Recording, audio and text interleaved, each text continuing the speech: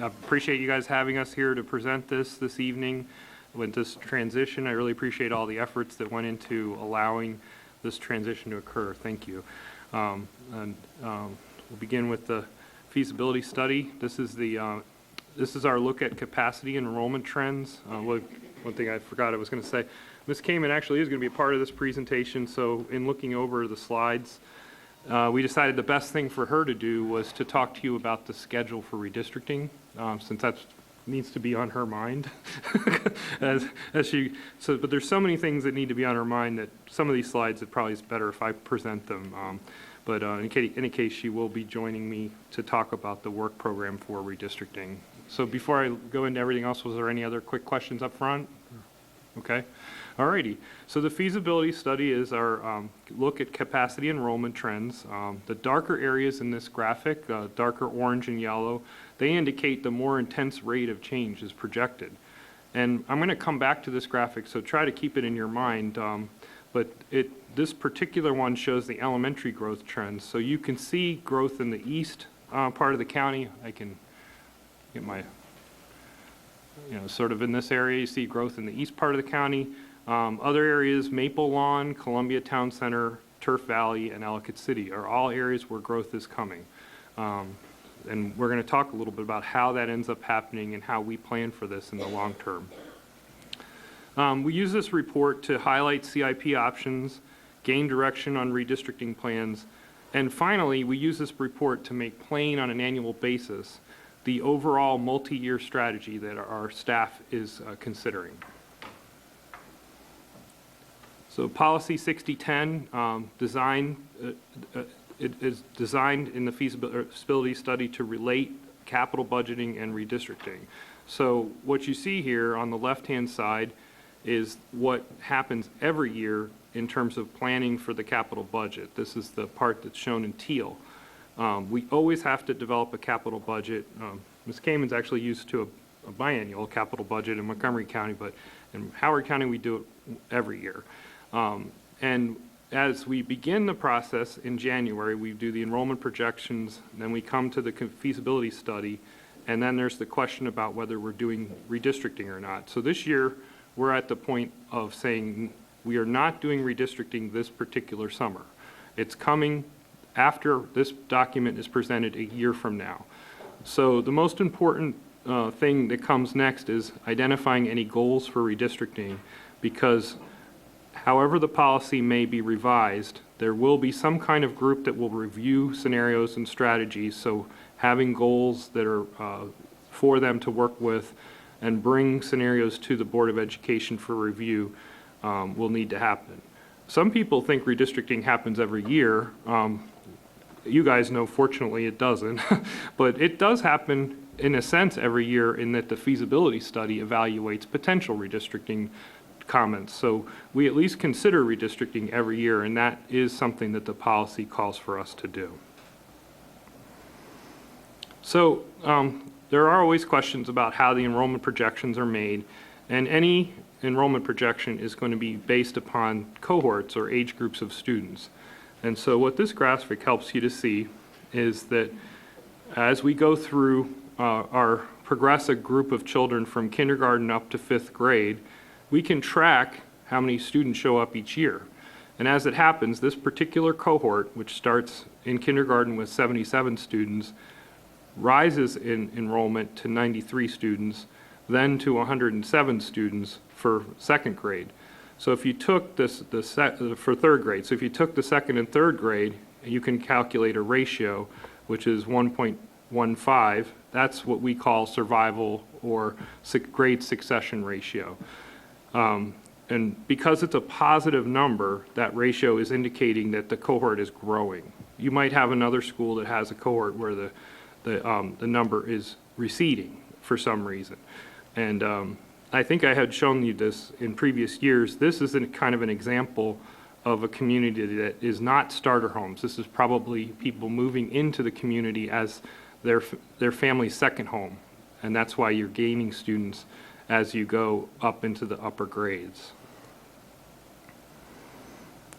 So the enrollment projection model also needs to be measured and tested each year. So you remember back in February, we brought you the enrollment projection and showed you that countywide we had 99.3% accuracy, and 82% of the schools were 95% accurate or better.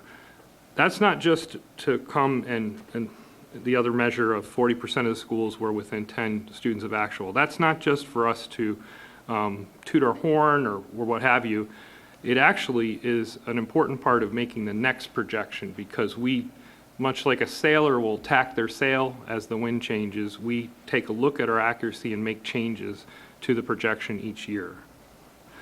So here's you can kind of see that in this graphic. This shows 3 different years of the elementary enrollment projection. And the 2016 projection is shown in blue, 2015 projection in orange, and the 2014 projection is shown in a gray color. And you can see back in 2014 we were starting much stronger, almost at 25,000 elementary students. But then in 2015 we were starting at a lower point, because that's correction from over projecting. And so now you see with the 2016 projection we're somewhere in between as we start. One of the interesting things is that I can tell you is beginning to plan with this information is, when is the capacity of our schools going to be overwhelmed by this enrollment growth? So I included this arrow that shows you that the entire elementary capacity will be over 110% by 2021. So that's what the 2016 projection is showing us. That doesn't mean that every school is going to be overcrowded. It means if you add up all the capacity of the schools, it will be over 110%. That's your indicator that new capacity is needed, and it supports the capital budgets that Ms. Davis and her team have been presenting that include additional schools. And you know, I want this to begin to read to you as a story about what our additional capital budget needs are and how we can advocate for them as we go forward. Looking at the middle schools, we have a little bit more time. The projection is beginning to exceed the capacities of the entire network by 2024. And you can see again that we're starting out kind of in the middle with the middle school projection, and we're starting out lower, and then we begin to pick up past the 2015 projection as you go forward. I did mention it's 2024 is when the middle schools will exceed 110%. With the high schools, the need comes a little earlier. The trend for the projection is for high school enrollment to increase in the 2016 projection a little bit slower than previous year's projections, but we still overwhelm the capacity of our high schools put together by 2020. And looking ahead, this confers some of the recommendations that are in this document about additional high school capacity and program adjustments if necessary in order to respond to this. This is a chart that will be used in the capital budget process, and sometimes people just like to see the numbers. Well, how much are we really growing? Well, we expect to grow this coming September 30th by 947 students from the previous September 30th. September 30th, 2023, this is sort of a time frame that corresponds with this 5-year CIP. We're looking at 10,000 students. By September 30th, 2027, which is sort of close to the 10-year plan, we're getting over 14,000 students. So there's definitely growth occurring in all 3 of these projections. And so the question then becomes is what drives the growth? A couple of us participated, or maybe all of you have gone back and watched the videos of the Adequate Public Facilities Task Force and are concerned about growth and how it will affect our schools and our neighborhoods. So probably the thing we should all be looking at, and I would like you to try to come back in your mind to that graphic that I showed at the beginning, is a tool that the county uses, which is called Plan Howard. Each county in Maryland has to do a general plan at least each decade. And so Plan Howard is fairly recent, and it includes growth and revitalization areas. So those areas where the growth will be emphasized. They have sort of a salmon color on this graphic. And it occurs to me that here's the east. We had shown elementary growth in this area. You've got the Columbia in terms of the village centers. You've got Ellicott City, Turf Valley. So a lot of these growth areas correspond to schools that we already have crowding. Joel, I'm just sorry. Please forgive me. When I was reading this at home, I was trying to figure out something. So can you just, because it doesn't show when you finish reading, when you're reading it. So could you just outline exactly where is Columbia?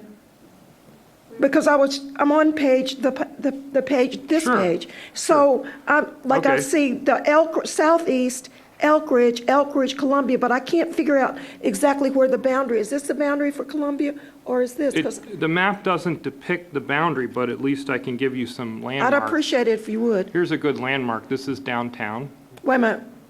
Oh, wait a minute, where's the spot? right above where the word Columbia. Okay, And then, so there's Clary's Forest where that circle is. right, this is where I live. So where does it end? Clary's Forest kind of ends in a circle. No, Oh. I'm saying, where does Columbia end? Oh, okay. Well, it is that, it ends with the rural west boundary. Yes, at the lower part, where is it? I would say you have some of King's Contrivance down below 32 there. So this is the, I think that part of the problem, and I appreciate your question, is that this graphic wasn't really designed to show the boundary of Columbia. It's designed to show the different areas that the general plan models, which are not necessarily our specific neighborhoods. They're more like. Well, Columbia's not a neighborhood. I live in Columbia, so yes, I understand that there's Okay. villages in Columbia and there's specific neighborhoods.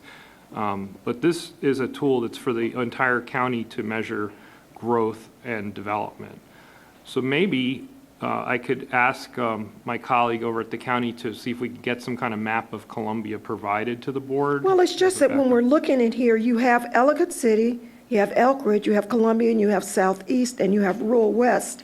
And so it was just in my mind, I was trying to find the designations for Columbia since it was listed there. Does that, I mean, did anybody else think about that besides me? I didn't see it as. Well, I think it's a good idea that maybe we should show the boundary. I actually stole this map from the general plan, so I didn't author it. But I can suggest to them that maybe they could help people to see their neighborhoods a little better in the general plan map. I think that's a great suggestion, and I'll forward it. You heard it. Okay, thank you. Yeah, okay. Let me see if I get back to the point I was building up to. So the Plan Howard does establish these different areas where growth will occur or where less growth will occur, and it's really the key to understanding the county's plans for growth.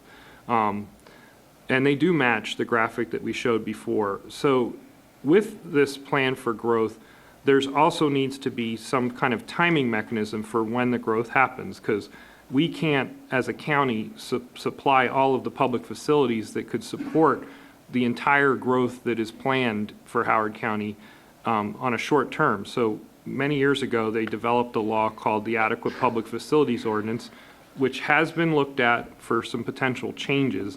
But the original intent of the law was to figure out how to meter out this growth over a period of time so that it gives the county time to make up and include the capital facilities. So let's look at two of the pieces of that law. This is what's called the Allocations chart of the Howard County Adequate Public Facilities Ordinance. And it comes right back out of this map. So this map has these different areas, growth and revitalization, established community, rural west, that are toned in different colors. And here they are in columns. So for the downtown Columbia section, you can see they're allowing 400, 350 units, 300 units. You can see the timing for that chart. Established communities, it's only 400 a year. The green neighborhood, they have additional units and so forth.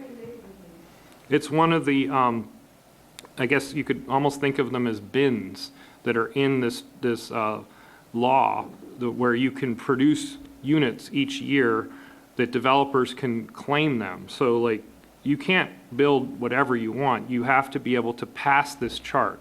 So if you're building in an area that doesn't, or you're not, green neighborhood would mean you're building in a way which qualifies as a green neighborhood, having leadership through environmental design, qualifying buildings, or if you're on the map in an established community or a growth and revitalization area, you'd have to be able to find enough units in this chart to be able to go forward. So this is one of the things that APFO law talks about as a test. So does that mean that they pollute the other areas? I'm just asking. In the context of talking about the adequate public facilities ordinance, I'm not sure how to answer the question. You said green bins, controlled building. Oh, okay. Well, not like a bin, like a dumpster. This is like, I didn't mean that. I didn't mean that. Sorry. Okay. I guess you're just going to have to break it down a little bit. Okay, yeah, well, we'll work together, and hopefully by the time we're done with this, everyone will understand it. Okay. What this is a chart. So let's try the year 2015. There's a spread of 2,250 units, which can be distributed through this chart. But only 400 are allowed in downtown Columbia. Only 400 are allowed in established communities, only 100 in the rural west. So if you're a developer and your development is in the map for the rural west, if somebody got in there before you and got 100 units approved, you have to wait. You fail this test. So this is a part of the adequate public facilities tests. And there's another test that you're more familiar with as a board. That's the open and closed school chart. So this chart, the way this works is the law says that if a school is over 115% utilization, it's closed for development. So a developer may have passed the previous chart and gotten their allocations, but the school is closed, so they fail. So then they have to wait and test again the following year. And they have to go back through and they have to pass allocations and pass the open and closed chart together. If they fail on the schools, by the third year, they can go forward the fourth year. So that's how the law is presently written. There were many ideas shared by the committee about how to improve the law. So we'll see what type of proposal is made. But what I wanted to make sure everyone understood is that the growth is going to happen, whether the law is changed, slightly or whatever. These two tools don't stop growth; they meter it. So we will see the growth as we go forward, and we also see the growth in terms of our enrollment. These are actual enrollment figures, except for the last data point. This is how our system is growing. So we definitely are seeing the students coming into the school system. We've grown pretty significantly in the past decade. And I've shown it in fiscal years because I'd like you to gain an appreciation for how the capital investment is coming to support this growth. Because if I might go back again, if this APFO law is supposed to work, at some point, the capital facilities have to come online to support this growth. And we don't have systems where the developer provides, except for the occasional situation like Oxford Square, donations of land or donations of a school in and of itself. We need capital funding in order to build that capacity. So as this enrollment growth has gone forward, we've been trying to find the capacity to serve it and keep up with our existing schools. And as this graphic will help you to see, I'm going to spend some time on this, the trend in local funding for capital projects is actually declining. And so despite this increasing enrollment growth trend, we actually have a decline in local funding. And this is not one administration. This goes back through at least 3 of them, if I'm correct, back to fiscal year 6. That's all the way back to the Roby administration. So keep in mind that this trend spans this multiple administrations. So you can see in some years the county was lower, and the lower graphic shows state funding. Fortunately, when the county's funding was lower, we have had increased state funding. We don't know if that continues, but fortunately, we've had that. If the AFPO law is to work as designed, local funding should in some way reflect a sustainable response to the planned residential growth. Yet, the trend line, so the red and the green trend lines that are inside there, those are showing that we're hitting some place where we're not going to ever get back to the funding that we saw at the local level in FY06. And that's troubling, because if you add that trend line for the period where we're heading, it's about $73 million combined between the state and the local. And let's take a look at the capital budget and think about what's going on with that trend. This trend is falling well short of our own long-range plan. And this isn't just any long-range plan. Ms. Davis's team worked very hard to iron out the additional costs last year to the tune of $173 million that were reduced from the 10-year long-range plan. So this is a constrained long-range plan, and yet you can see as the years go forward, 94 million, 95 million, 121 million, 109 million, none of those match the trend that we're seeing in the combination of local and state funding. So the APFO, if it is to work in the long term, is going to require a more robust funding source to get these capital projects built. Development projects, as I mentioned before, because this is a metered system, development projects are going to essentially age out of the closed chart system. They're going to get built anyway. And if the capital projects aren't built, the schools are simply going to grow more crowded. So we do need to continue to emphasize capital projects. We're going to do redistricting. We're going to try to make use of our existing capacity, but that's never going to solve this kind of growth. That there's got to be the investment. And I thought you might be interested in looking at where we have been. So the county produced this graphic showing, this is elementary schools over the years. So the oldest elementary school is at the bottom. West Friendship was built in 1925. And as you can see, you can almost see the history of Howard County, at least the modern history of Howard County in this graphic. You can see the Columbia years grouped together where we were coming off, schools were coming off two or three a year to support the growth of Columbia. And then there was a period of time after Clemens Crossing in '79 where we didn't build any schools for a while. And that corresponds with a time when the economy was much slower. And then we began to move again, and that's a lot of the development in Ellicott City and some of the other parts of Howard County. But I think what's interesting is, remember I showed you how capital funding is, there's a trend of that declining.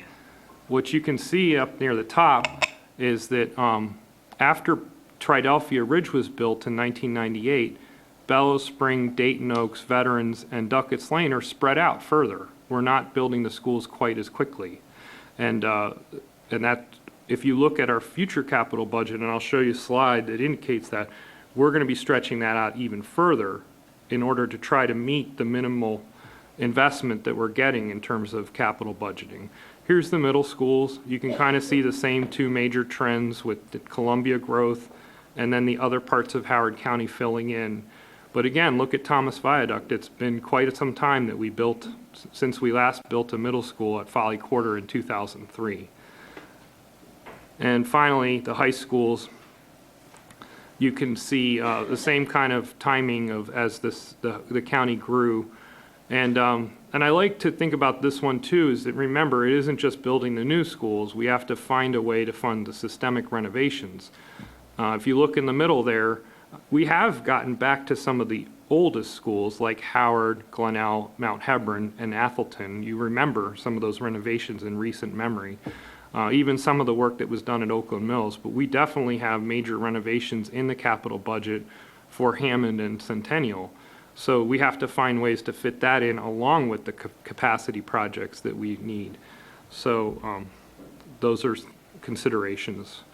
And here's another way of looking at it. The empty blue boxes represent years where we've had to, we'll have to be waiting on new capital projects. Most of these capital projects in the future are being shifted a year, maybe even 5 years in the case of Ellicott Mills. Fortunately, you remember I showed you that the high school needs were coming pretty strongly. However we configure that high school, that need is coming earlier. We were able to find a way to move that in the capital budget. But we are shifting other projects, other capacity projects into the future in order to accommodate this constrained funding scheme. So we have to come up with strategies to manage this growth. We can't necessarily provide new capacity each year. That's the message that we're getting.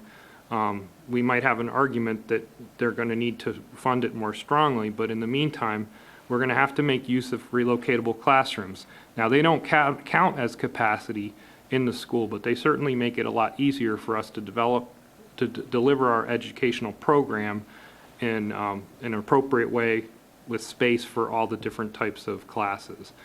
We can reevaluate capacity. We've done that in the past. If we make some changes to a school or program changes, we can consider redistricting. We can talk about some of those options. I shaded out facilities and additions because just to highlight the fact that we have seen declines in funding.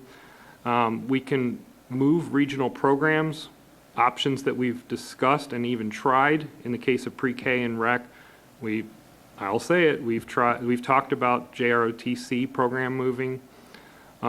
We can relocate recreation and parks program. That's daytime use of the school only. We did do that at Duckett's Lane. We can look at it with some of these other schools that are in high growth areas, Forest Ridge, Gorman Crossing, Veterans, and Ellicott Mills. So this is an example of us trying to make use of all the options that we have available to us and respond that we have to kind of do more with less. This is us trying to do more with less.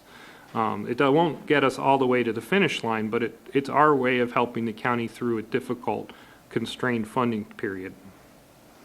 Let's take a little closer look at Duckett's Lane because we've adjusted the capacity of that school from 600 when it was originally built to 669 when we did the capacity study on October 9th, 2014. What you see in this graphic is some of the rooms have a green outline around them, and that's on the left-hand side is the first floor. This one has a green outline, this one, and this one. These were the additional rooms that were counted for capacity in the Gilbert study. And what the Gilbert study did was it first went through the building and it looked for all the rooms that met the minimum classroom size. And then it had a strategy for making sure small, medium, or large schools had the appropriate related arts and other rooms to match the population. So it basically, if you could add up a large number of minimum size rooms, but if you didn't also have enough art, vocal music, and other rooms, you had to subtract some of those capacity rooms to get it back down to whatever it would be in order to serve the educational program.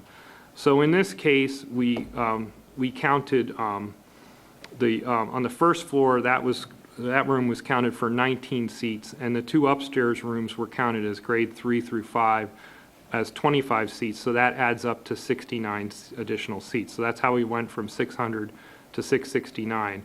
And we're now showing the capacity as 770 in the present APFO chart, and that's in response to continued and projected growth and in recognition of the timing of Elementary School 42, which is going to open in August of 2018, we moved all Hcpss programming and daytime recreational park programming out of the school.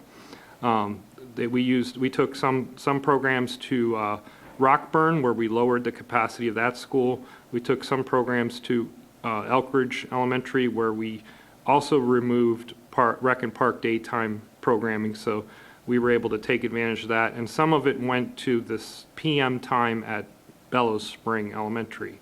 But in the end, 6 additional rooms that were large enough to be used for capacity were found. So those are shown here. This is where the rec and park space was before, and then these are where the pre-K spaces were. So that adds up to 6 spaces, but we can't count them as capacity. If you go back to the system that Gilbert established, this adding 6 more rooms would have taken us up to 36 rooms, and according to the system that's in that report, we had to take one of those rooms away for related arts. So what we did in terms of calculating the capacity for this school is we counted all 6 of these, but we subtracted this one in the end. So that took us to an addition of 3 19-seat rooms and 2 22-seat rooms, which adds up to 101.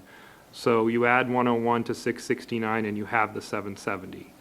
I had some jokes at the county council about it seemed kind of magic that what's being done here, but really what's going on here is it's just an evaluation of how the building is being programmed and then assigning the capacity accordingly. This isn't going to get us very far in terms of responding to rapid growth, but it is probably something we need to be able to do whenever we have available capacity in order to respond to the growth. One of the council members made a good suggestion that I think we'll go forward with is to footnote it a little more carefully on the APFO chart, and I appreciated that concern and make sure that we have that for next year. So now to the considerations for planning for next year. The first would be in the eastern regions. That includes the northeastern region and the southeastern region at the elementary level. So the map is showing the northeastern region, which you can see Veterans Elementary School is in the north, down to Deep Run was this, sort of the southern school in that region.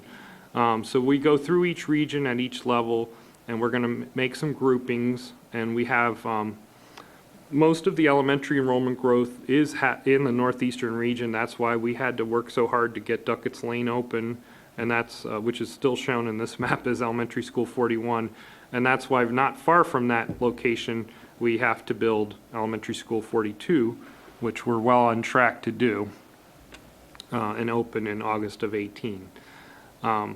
We also are doing Elementary School 42 to the 788 seat model, which helps us to respond to the growth trend.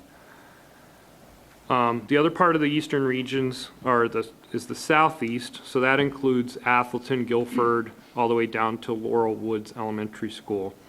So schools in this region, with the exception of Forest Ridge, are projected to be below 110% utilization, but we have used temporary capacity at these schools for the near future. If Elementary School 43, for some reason, were to be delayed, we'd have to probably consider more program changes. But bear in mind that the work that we're doing with the high-growth schools and the daytime use of rec and park is already in the pipe, so we will have additional capacity at Forest Ridge and Gorman Crossing, at least for the near term, by going forward with that plan.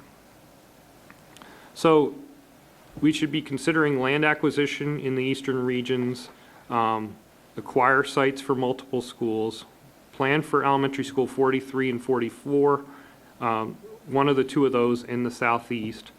I tend to think it's the 43rd school will be in the southeast and the 44th school would be in Columbia West, but we'll continue to monitor enrollment growth trends. Consider interim program changes to open elementary school capacity. That's what we were just talking about with Duckett's Lane and then also with the rec and park space. So we have our next school opening in 2018, and that redistricting would probably, if you stuck to just opening that school, be in the 700 student range. And my strongest recommendation is try to redistrict at both levels. If you redistrict the middle school level along with the elementary, you can line up the feeds better, which I think is very important to the experience of the schools in terms of articulation. In the Columbia West downtown, this is the area that is a part of the planning for downtown Columbia.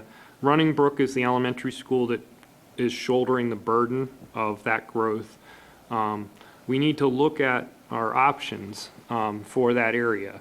So the feasibility study identified additional school sites which could be used for future schools.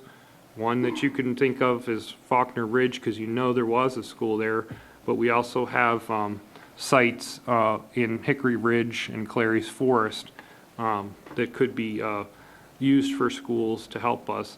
But before we even get to that, we need to think about what are other options that can get us capacity in the interim. This graphic on the right shows Running Brook getting its additions. That was a very helpful investment that allowed Running Brook to last a little longer with the downtown growth. Our next option would be to take advantage of the capacity at Swansfield. So there would be a redistricting potentially relieving Running Brook that would involve at least Bryant Woods and Swansfield in order to take advantage of that capacity. Such a redistricting is feasible. It would be approximately 150 students. That could be done, that could be timed with the opening of elementary school 42, or it could be done at another time. But that's the consideration for Columbia West. With the Columbia East, we have these schools in the Columbia East area, and we've been working in these areas with some renovations. We have Stevens Forest renovated. We're trying to get to Talbot Springs with our planning. We also have Thunder Hill and Phelps Luck recently renovated. So these are investments that we're making to try to support this area. With Columbia East, we need to monitor enrollment projections, particularly the growth that we see at Talbot Springs. In the interim, we're going to make use of relocatable classrooms for capacity, well, for the schools, from the school's perspective, capacity, not APFO capacity, and monitor renovations and options to try to make sure that these projects stay on track, like Talbot Springs renovation. In the northern and western regions, these are some areas that have seen some new development proposals, and we've certainly been hearing from the community on them.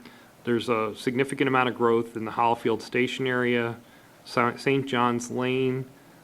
We have a project in Waverly Elementary, and then we have significant growth at Manor Woods, which is the area that is supporting Turf Valley. So as we go forward with these regions, we're going to be watching the crowding at Manor Woods. There is some flexibility in terms of redistricting between Waverly or taking advantage of western capacity. We will be looking at those options. And we also have, if we can find ways through the funding constraints in the capital budget, we have options for West Friendship to be able to get an improved system for their wastewater, and we might be able to do some redistricting to that school. So those are things that we can keep in mind. Those could be modeled to be done at the same time as the opening of elementary school 42, or they could be done at a different time. But these are ways that we can react to growth in this region. The northern and western regions combined, the western regions include Lisbon in the furthest west all the way down to Fulton in the south.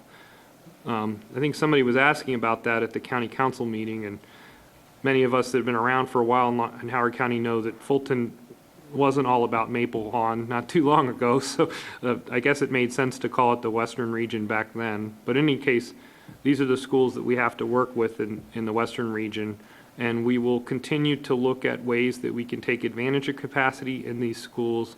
I've heard loud and clear some of the considerations that need to go into redistricting in terms of using that capacity. Just to kind of sum it up with these two regions together, redistricting to relieve overcrowding at Manor Woods.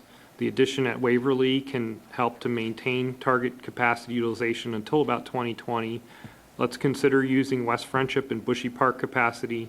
And this redistricting could happen when we do the opening of 42 or later, and it could be approximately 800 students as a part of that redistricting. I continue to recommend that we look at sites. There is a site available in Turf Valley that could help us with our long-term needs. So now our middle school considerations. Mainly at the middle school level, since that's the last redistricting we did countywide, I would look at multi-level redistricting with the elementary in order to align the feeds. But feasible redistricting could align some of the schools to be closer to target utilization, and acquiring a site for the land bank to support middle school 21. As you remember early in the presentation I mentioned, that's not the most urgent need as the high school might be, but it's something that we need to get land for in order to prepare for that school someday in the future. So some of the regions where enrollment calls for middle school capacity are shown on this graphic. These are in the northeastern region and the southeastern region. So you've got your areas of North Savage and Jessup, and I guess I would call that Howard Square, that area that's just up Route 1, that when you're visiting on your trip out to Ollie's, if you were to turn left and look to your left, there's a large development called Howard Square, and just to the north of that is Blue Stream. South of that area on Route 1, you have growth in a couple of areas. There's a transit development that's coming in this region of it's the Annapolis Junction area, and then you also have the growth that's right on Route 1 where they have built a large multifamily development on Route 1 near Mission Road.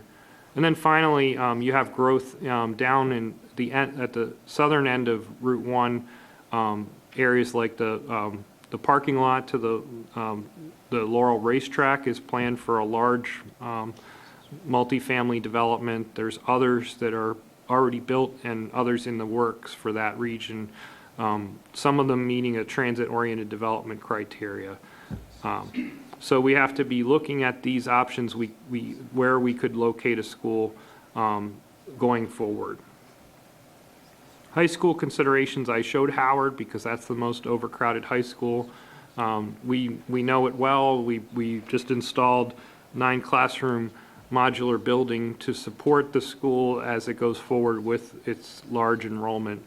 So we'll continue to evaluate the long-term plan, but we have to figure out how the high school project is going to be done, and then consider program adjustments in the interim to balance capacity. There is some feasible redistricting with our existing capacity, but it could briefly bring the schools into target utilization. You have to make a decision whether you want to tie a redistricting to capital project or engage with what you have. It's high school redistricting is a big task to take on, so you might want to try to time that and work with program changes for now. And of course, acquiring land for high schools is a priority. So the needs for high school redistricting kind of match the middle school, just a consideration in terms of at least where the students are coming from. We can always configure schools in different ways to support the enrollment growth wherever it might be, because of high schools tend to be a little more centralized. So can I invite you to take on the work program, and I'll just watch you here, see you to turn to the next slide. So Ms. Okay, go ahead. All right, so our redistricting work program. So earlier tonight, you heard the charter for policy 6010. So that is starting almost immediately and is scheduled to be finished in February of 2017. But while that process is going on, we're also going to be starting our enrollment projections and getting everything everything ready for the following year. And what you can see is the estimated timeline that it would occur. With the enrollment projections starting in November and staff testing the scenarios in 2016. And so possibly any recommendations that come out of the 6010 may or may not affect, ongoing schedule. We might have to collapse some of it or we might be on target and on task. But the goal is to have the Board of Ed process it by October and November of 2017. And once the decision is made, then staff can get into the transition process of getting those students and everybody ready to move on to the next school. And then, so right now, the summary, we're going to review the policy 6010 prior to the redistricting. We're going to prepare to convene an attendance area committee in 2017. That would happen sometime in the summer next year. And then prepare the redistricting in 2017, open elementary school 42 in 2018. And some things to consider would be the utilizing the capacity that's already there in the Western region and Columbia, and then potentially doing what Joel just said about multi-level to align some of the feeds between elementary and middle school.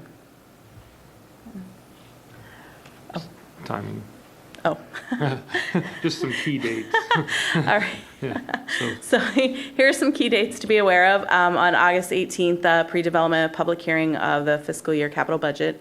And then September 8th, the presentation of the fiscal year 18 capital budget. But redistricting is not scheduled until 2017, and I think that's important to note. Yep. And just to hammer it home, I guess, I don't know if we said too much, but you got your feasibility study, one more feasibility study until we start the redistricting. Yes, one more feasibility study until we start the redistricting process, and then that would happen over the summer of next year, and then hopefully having an adoption of the plan by the board in November 2017. All right, and we'll certainly take your comments and questions, but I did not want to forget to say to everyone that it's been great working for Howard County School System, staff, other officials, and the community in support of the long-range plan. And I wanted to give my thanks especially to Dr. Foose. I got a chance to talk to her earlier, so she comes back in, and of course, Mr. Gist, and all of you members of the Board of Education for this opportunity. But with that being said, I'm still here to answer questions, and we don't want to load her up too much in one night, so Please. Sure, yeah. It's a little jumping into the deep end, we'll say, tonight. So how can I help with any questions? Thank you, Mr. Gallahue. Position 5, I'm sorry, forgive me, I'm getting a little sleepy. Is that Bess? Dr. Altwerger? Yeah. No, it was, there's a glitch in it, it's okay. Yep. Yes, okay. All right, I'm going to ask some naive questions here because I'm a novice to this whole thing. And I really studied this booklet, and I kept asking myself this question. And it's probably a very simple answer. How do you decide where region boundary, not school attendance areas, region boundaries are? Because it doesn't make any sense to me. Yeah. And it seems, I hate to say it, somewhat political. So maybe it isn't. But for example, I'm looking at page 23. Oh, in the booklet. In the booklet. And there's probably a corresponding slide, but, and I needed a certain kind of map that was not here. I needed a map that had all of the regions outlined with all of the schools on it. Okay. That would have helped me. I kept looking at like, okay, this is this region and it's on this part of the little itty bitty map, and then this big region is on another little part of the little bitty map, and I needed the puzzle pieces to come together. But here's an example of what I'm talking about. You've got on page 23, Clarksville, Pointers Run, let's say even that, maybe even Fulton. Why is that Western region and why not Western Columbia? I know it's not Columbia, but Clarksville and Pointers Run are very close to Columbia. They're right near River Hill, all right? Yeah. But by calling it Western region, rather than Western Columbia region, it creates an illusion that those schools stay together and the Western Columbia are separated. To me, there's something not kosher about it, sorry, but hell, that's my background. And then you have on page 35, you have of the high schools. You've got River Hill, Atholton, and Reservoir, which is basically south and could easily be considered southern region or southeastern region, part of western region. Okay. So I don't think I'm going to try to take away from you made a few points inside your question there, and I think they can stand on their own, but I can at least explain why the regions exist the way they are and why I think they're not necessarily intended to have the effect that you mentioned in terms of limiting which I areas. think they do, but, Well, the yeah. thing to understand that might challenge that perception Okay. is that when we redistrict, we are perfectly willing to cross regions. These are not hard boundaries. And what happens is, over the years, as we've done redistricting, we continue to list them as whatever region they were in, but as we move the line, the region changes because of whatever individual school boundary changes we made. Now, why do we have these regions? They were designed for the original general plan governance back 2 versions of the general plan ago, and they mattered a lot more at that time in terms of planning for the growth. But if you can remember the slide that I showed before with the general plan, and I'll try to get back to it without making everyone too dizzy, because we have a lot of slides here, they aren't really using complete geography to do their planning any longer. Ms. DeLacy had asked earlier about where's the green neighborhood. Well, it's more of a concept than a place. So where they used to govern, they used to actually allocate on this chart based upon actual geography. They don't use this geography any longer. As you remember, their western region or their rural west, it doesn't match our western region any longer. So they're more or less an artifact of the general plan 2 versions back. For me as a planner, it helps to at least have you can't discuss all of the elementary schools at once.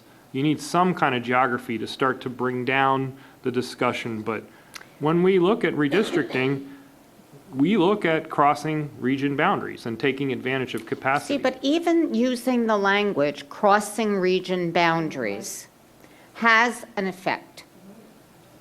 It has an effect. We can't ignore it. You have schools that, for no reason, are considered part of one region versus another region, and then the public and we are talking about crossing regions, course boundaries. And they are socioeconomic, they are racial, they are many, many things, and we need to, and this is not about you, it's a history. It's a history that we need to challenge, in my opinion. Okay. It's a way of looking at things, at this map of Howard County, that needs to be challenged. So how would you guide a planner to divide up a large number of schools? In order to talk about I am not smart enough to answer that. Okay. Maybe Sandy's been around longer. She probably has some answers. Have you? I have, and here's my perfect Well, I'm glad I'm not the only one. Okay, page 29, Page 29, Western Region Middle School.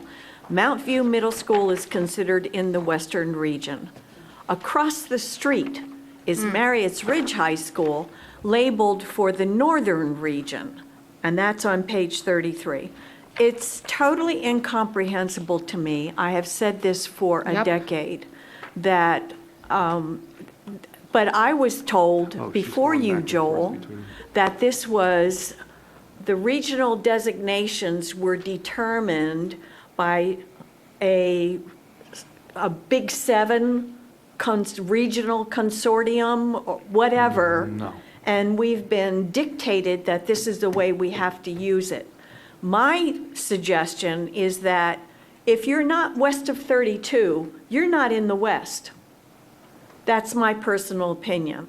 And the whole business of Clarksville and River Hill is Columbia. It's the It is, last I know, yeah. village. And yet it's not Yeah. under Western Columbia here. So I don't know how it would be fixed, There's a reason but for that. I Sorry. totally agree that this does cause problems with the public over and over, and we suffer for it. Well, I'm not going to dispute that people believe it. It does that. I think that, I mean, I can go back to actual redistricting and show you where we moved the line. And, When was that? In the southern elementary redistricting, we moved the line across across regions. When we Well, redistricted Ellen and I from. tried to move from Pointers Run to Fulton or vice versa, and Well, I Pointers guess Run since up. we're just jumping in, But Well, yeah, I was I'm sorry, still trying to but answer her question. we were trying to move students into the region, western region where there was capacity, and didn't get support for it. That was in the second elementary redistricting, the one that included opening Duckett's Lane. There were scenarios that went further west and crossed the regions. And, there were other reasons why those were taken off the table. I don't think any of them were specifically because the region line, but that doesn't take away from the point you made. I'm not saying that. But it's certainly in leading or facilitating the process, staff is perfectly willing to Right. use the capacity where it is. Well, I just think we need to recognize the fact that these regional boundaries are not geographic. Well, then I have a suggestion. They're a combination, they're not completely, Jimmy, they're social, they're racial, they're economic. Yeah. There is, Just and to- do we have the power to think out of the box and not, because even the way you organize this report, you're looking at the region and you're asking, what do we need here? Well, a mile in this direction is another school that's not part of the consideration for that region, even though it's geographically But you might very have noticed close. we did group some of the regions in the. Yes, in and the top- you did for some of them, yes, I understand that. And so, But in this report, you have for each separate region for elementary, middle, and high school. And I hope I'm not coming across, it has nothing to do with you or your report. It's that we as a county need to really grapple with our way of thinking about the county Right. and our way of dividing it up for the purposes of making sure we have schools that are, have equity in terms of capacity and attendance, but also in terms of racial and economic diversity. I appreciate that, and That's, so I'm went ba- going to stop there. Well, I went back to the process diagram because a year from now, there's an opportunity to have the same conversation right as the redistricting is proceeding. So if you look in the box there on the left, feasibility study in June with the question of whether we're going to redistrict or not, and we will be. And the next box is redistricting goals. That's an excellent opportunity to communicate with the planning staff about how to handle the redistricting, and don't be afraid to use all regions as a part of the redistricting, No, or however you want to let's- put it. It's your Okay. choice. Yeah. To rethink those regions, not just utilize the regions, but rethink them so that our mindset is different. When we talk about mindset, this is mindset. Okay, Mrs. DeLacy? yes. Bess, this is no new thing. I'm sure it I isn't. brought It's this new up for me, though. numerous times, only to get the same doublespeak. Because what happens is, you look in the West, you got schools 61.1% capacity. You've got 66.9, 73.7, 85.4, 70.3. And the people come out and they yell from those communities because they don't want their children redistricted into what I have heard many times, ghetto schools, because it has poor children in them, and because people are elected to the Board of Education, They don't want to take the chances. And it's not just from the Board of Education and the fear of redistricting, but it's the county council as well. This is a problem dealing with, and it's interesting that the two of us, you and I, are in agreement on this, because we get it. So rare. You know, well, we don't, yeah, really. But on this, and when it comes to equity on economics, I mean, it's because it's not about race when you're looking at various schools. For example, my friend Mike Steinjesser, Mark. a good friend of mine, and he is a good friend, but anyway, he raised a question with me 5 years ago. I live across the street, basically, not far, from Clarksville Elementary. And why is it that my daughters have to go to Longfellow, which is really, Clarksville is closer to his house. But Clarksville is in the west, and they're under-enrolled. Longfellow was over-enrolled. Swansville, over-enrolled. It takes no time when you're driving to get from my house, which is in the Swansville, the Longfellow district, it takes no time to get to Clarksville. But people, we don't want redistrict. This is not a new conversation. The neighborhoods get up in arms, and the people cave in and don't do what's right for the county. They do what's right for them politically. Mrs. French, I'm not sure if you were. Oh, I spoke, I'm Okay. sorry. All right, any other questions from Mr. Galhue or, I'm sorry, last name? Ms. Kamen, thank you. Okay, well, good, very, very good. Thank you very much. Good luck again and welcome again, and we are adjourned. Thank you.